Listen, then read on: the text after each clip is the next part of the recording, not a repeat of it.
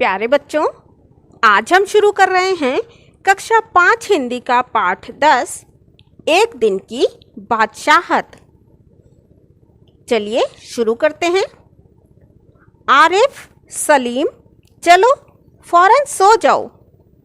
अम्मी की आवाज़ ऐन उस वक्त पर आती थी जब वे दोस्तों के साथ बैठे कव्वाली गा रहे होते थे या फिर सुबह बड़े मज़े में आइसक्रीम खाने के सपने देख रहे होते कि आपा झिंझोड़ कर जगा देती। जल्दी उठो, स्कूल का वक्त हो गया। दोनों की मुसीबत में जान थी। हर वक्त पाबंदी, हर वक्त तकरार, अपनी मर्जी से चूँ भी न कर सकते थे। कभी आरिफ को गाने का मूड आता तो भाईजान डांटते, चुप होता है या नहीं, हर वक्त मेंढक की तरह टर्राया जाता है।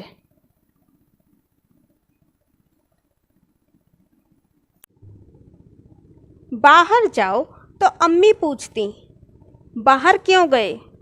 अंदर रहते तो दादी चिल्लाती, हाय मेरा दिमाग फटा जा रहा है शोर के मारे।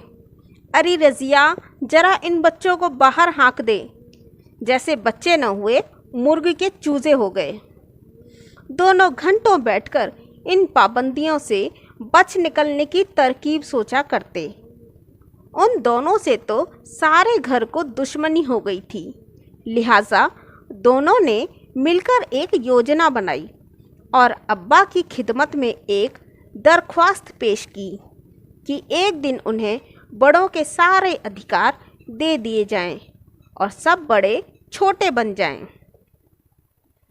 कोई ज़रूरत नहीं है उधम मचाने की। अम्मी ने अपनी आदत के अनुसार डांट पिलाई, लेकिन अब्बा जाने किस मूड में थे कि न सिर्फ मान गए बल्कि यह इकरार भी कर बैठे कि कल दोनों को हर किस्म के अधिकार मिल जाएंगे। अभी सुबह होने में कई घंटे थे कि आरिफ ने अम्मी को झिंझोड़ डाला, अम्मी जल्दी उठिए, नाश्ता तैयार कीजिए। अम्मी ने चाहा एक झापड़ रसीद करके सो रहे, मगर याद आया कि आज तो उनके सारे अधिकार छीने जा चुके हैं।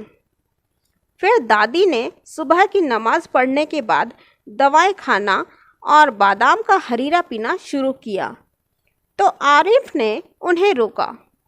तौबा है दादी, कितना हरीरा पिएंगी आप, पेट फट जाएगा। और दादी ने हाथ उठाया मारने के लिए। नाश्ता मेज पर आया तो आरिफ ने खानसामा से कहा, अंडे और मक्खन वगैरह हमारे सामने रखो, दलिया और दूध बिस्कुट इन सबको दे दो। आपा ने कहर भरी नज़रों से उन्हें घूरा, मगर बेबस थी, क्योंकि रोज़ की तरह आज वह तरमाल अपने लिए नहीं रख सकती थीं। सब खाने बैठे तो सलीम ने अम्मी को टोका, अम्मी ज़रा अपने दांत देखिए, पान खाने से कितने गंदे हो रहे हैं। मैं तो दांत मांज चुकी हूँ, अम्मी ने टालना चाहा। नहीं, चलिए उठिए। अम्मी निवाला तोड़ चुकी थी, मगर सलीम ने ज़बरदस्ती कंधा पकड़कर उन्हें उठा दिया।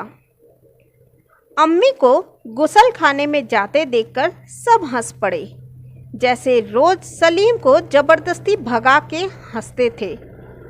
फिर वह अब्बा की तरफ मुड़ा, ज़रा अब्बा की गत देखिए, बाल बड़े हुए, शेव नहीं की, कल कपड़े पहने थे और आज इतने मैले कर डाले। आखिर अब्बा के लिए कितने कपड़े बनाए जाएंगे? यह सुनकर अब्बा का हंसते हंसते बुरा हाल हो गया। आज ये दोनों कैसी सही नकल उतार रहे थे सबकी, मगर फिर अपने कपड़े देखकर वह सचमुच शर्मिंदा हो गए। थोड़ी देर बाद जब अब्बा अपने दोस्तों के बीच बैठे अपनी नई गज़ल लहक लहक कर सुना रहे थे तो आरिफ फिर चिल्लाने लगा, बस कीजिए अब्बा, फ़ौरन ऑफिस जाइए, 10 बज गए। सेव कर दिया। चू चू चॉप। अब्बा डांटते डांटते रुक गए। बेबसी से गजल की अधूरी पंक्ति दांतों में दबाए पांव पटकते आरिफ के साथ हो लिए। रजिया, ज़रा मुझे 5 रुपए तो देना। अब्बा दफ्तर जाने को तैयार होकर बोले। 5 रुपए का क्या होगा, कार में पेट्रोल तो है। आरिफ ने तुनक कर अब्बा की जान की नकल उतारी। जैसे अब्बा कहते हैं कि इकन्नी का क्या करोगे, जेब खर्च तो ले चुके। थोड़ी देर बाद खानसामा आया। बेगम साहब, आज क्या पकेगा? आलू, गोश्त, कबाब, मिर्ची का सालन। अम्मी ने अपनी आदत के अनुसार कहना शुरू किया। नहीं, आज ये चीज़ें नहीं पकेंगी। सलीम ने किताब रखकर अम्मी की नकल उतारी। आज गुलाब जामुन, गाजर का हलवा और मीठे चावल पकाओ। लेकिन मिठाइयों से रोटी कैसे खाई जाएगी? अम्मी किसी तरह सब्र न कर सकीं। जैसे हम रोज सिर्फ मिर्चों के सालन से खाते हैं, दोनों ने एक साथ कहा। दूसरी तरफ दादी किसी से तू तू मैं किए जा रही थीं। ओफो, दादी तो शोर के मारे दिमाग पिघलाए दे रही हैं। आरिफ ने दादी की तरह दोनों हाथों में सिर थामकर कहा। इतना सुनते ही दादी ने चीखना चिल्लाना शुरू कर दिया कि आज ये लड़के मेरे पीछे पंजे झाड़ के पड़ गए हैं। मगर अब्बा के समझाने पर खून का घूंट पीकर रह गईं। कॉलेज का वक्त हो गया।